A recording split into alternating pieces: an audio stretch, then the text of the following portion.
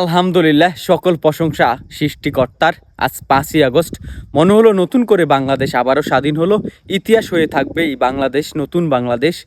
মনে হলো বুকের উপর থেকে একটা পাথর নেমে গেল। এই স্বাধীনতার পিছনে যেসব ভাইরা রক্ত দিয়েছে, যেসব ভাইরা শহীদ হয়েছে, আল্লাহ পাক তাদেরকে জান্নাতবাসী করুক। এবং যেসব ভাই অন্ধ কিংবা পঙ্গু হয়ে হসপিটালে শুয়ে আছেন, আল্লাহ তাদেরকে দ্রুত সুস্থতা দান করুক। আমরা প্রবাসীরা আপনাদের সাথে সশরীরে হাজির হতে পারি নাই, কিন্তু আমরা চেষ্টা করেছি আপনাদের সাথে সুরে সুর মিলিয়ে আন্দোলনে শরিক হওয়ার। এবং আপনারা যারা এতদিন রাজপথে থেকে এই আন্দোলনে শরিক হয়েছেন, সবার প্রতি অনেক অনেক কৃতজ্ঞতা থাকবে। এবং আপনারা যারা এই স্বাধীনতা এনে দিতে অনেক পরিশ্রম করেছেন, গায়ের রক্ত জড়িয়েছেন, তাদের প্রতি অনেক অনেক ভালোবাসা থাকবে এবং আপনাদেরকে আমরা কখনোই ভুলবো না। আমি 71-এর যুদ্ধ দেখিনি, আমি 2024 প্রজন্ম দেখেছি।